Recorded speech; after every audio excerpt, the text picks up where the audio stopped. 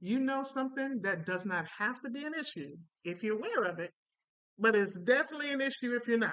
You know what that is? Bias. Let's get into it.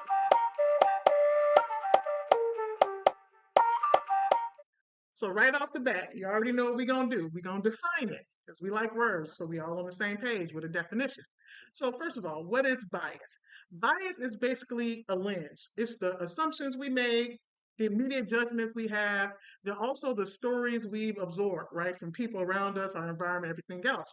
We've absorbed these over time, and they can shape how we see people and certain situations. And a lot of time, we don't even realize we're doing it, right? Some of these biases are loud and obvious, right? All blank folks are blank. And those are called explicit bias. And then we have some that are more quiet and automatic. Every time I'm around this type of person, I get excited or I get nervous. That's implicit bias, right? We're not even really aware that this is happening. And both of these, they show up in kink spaces, therapy spaces, relationships, communities, everywhere. So, you know when you can meet someone, right? And instantly you decide, they cool. I like them. They all right. That's called the halo effect. It's an immediate positive response to someone. Or you meet someone, you decide right off the jump, I ain't messing with them, right? Before they say anything, you've already decided you're not messing with them. That's called the halo effect, meaning initial negative response. And either way, you've made a conclusion off of a vibe, I guess, right? But this thing is what anchors how you build everything else around it. This is why we have to actually pause and check ourselves, not to shame or anything like that, but to understand the truth, which is we all have biases. I have them, you have them. The question is, how aware are you of them? That's the thing we need to know. How aware are you? But here's the thing, bias doesn't just stay internal. You're not just judging people in your head and it's not impacting your external because it shapes how you treat people. It shapes who you trust, but it also shapes who you overlook, who you dismiss, or who you put on a pedestal.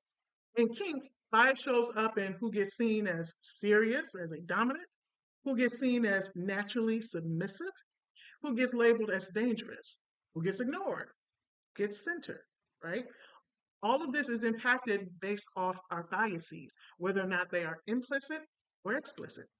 In clinical work, bias can show up in how we assess risk, how we listen to our clients, whose pain do we take seriously, and whose pleasure do we pathologize.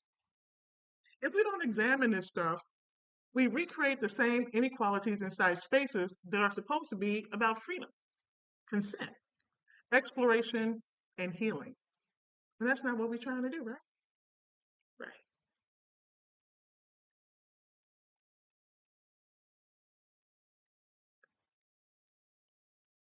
So, how do we do better? Glad you asked. For me, it comes down to four things, right? First of all, of course, awareness. It's imperative that we are honest about the biases that we carry. If something comes up in your body or in your mind, notice.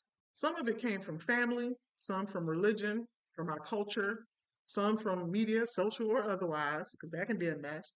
None of us walk into adulthood neutral. We all came preconditioned with something. So when someone says, I could never do that, or people who do that are dot, dot, dot, that's may or may not be our own voice. It could be someone else's. And the question is, whose voice is it? And how did it teach you to judge your desires? I'm just asking. The lens changes what you think kink is. Most people are not responding to kink itself. They're responding to the story that they were told about what kink is. Some people were told that kink was dangerous, deviant. Some was told that it's shameful. So when some people think about kink through that lens, it can impact how they show up. It can also create a barrier to them being curious and connecting with their own desire. Because kink itself doesn't create the reaction, it's our relationship to the story that does. Our own internal biases can also influence what roles you think are acceptable for you, what desires you let yourself acknowledge, what you shut down before you even try, what you think pleasure says about your character, whether you see your body as an ally or liability. Because this isn't about just kink. This is about identity, our self-worth, the permission we give ourselves, power, history. Because most people don't just think, do I like kink? But the deeper question is, do you trust yourself to find out? Now let's talk about the internal conflict people don't like to name, which is a lot of people are drawn to kink and repelled by it at the same time. They want the intensity, the surrender, the agency, the structure, the ritual, the clarity. And then something whispers, that's wrong, that's deviant, that's shameful. Then the tension becomes not, is kink bad, but what happens when my body wants something I've been conditioned to avoid, something I've been conditioned to feel is wrong. That's the moment where people either shut down or they wake up. Two, education. Get curious. We want to learn from people who live different experiences from ours so that we can find commonality and connection. Three, reflection. Ask yourself, why do I think the way I think? Where did this come from? Who did it come from? Is this even mine? And then four, intervention. Change. Change your patterns, shift your behavior, create space where people can breathe and be themselves. We can change. We have that capacity. Because bias is not a personality flaw, it's an opportunity for awareness and skill. And the more aware we are, the more ethical and grounded we can become. Now, before we get into identities, I want to make something clear.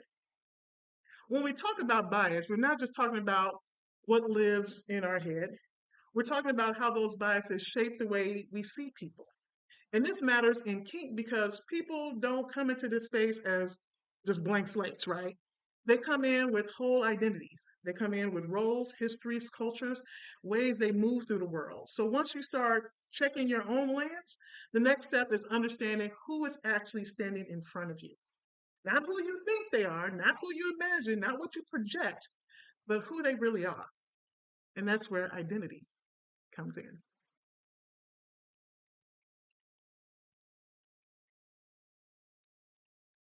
All right. Kink isn't just about what you like. It often becomes a part of who we are, how we express ourselves, and how we move through the world. And we have roles, right? There's a lot of different roles. Some of them are dominant, submissive, switch, top, bottom. We have different orientations, straight, bi, pan, queer, etc. We have different gender identities, cis, trans, non-binary, and more. We have subcultures, leather, rope, pet play, age play, high protocol, low protocol, lifestyle, event only, the whole spectrum. Now, everybody comes into kink with their own cultural background, their own histories, their own values, and their own relationship to power and pleasure.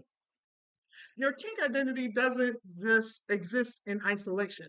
And when we understand that, we can stop looking at kink as just a label and we can start seeing it as a part of a larger lived reality.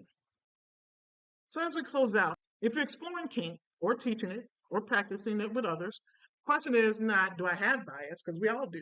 The question is, does the lens I've inherited still serve who I am becoming? If the answer is no, then we have a choice, right?